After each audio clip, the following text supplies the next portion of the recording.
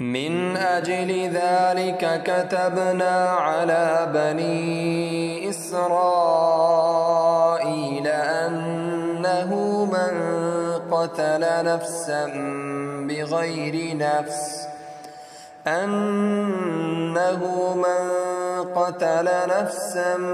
بغير نفس أو فساد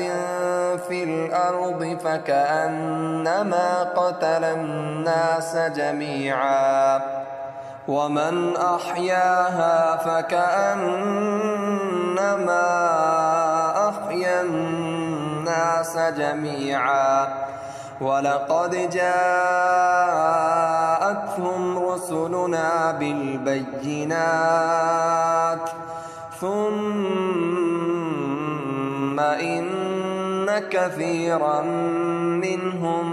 بعد ذلك في الأرض لمسرفون. إنما جزاء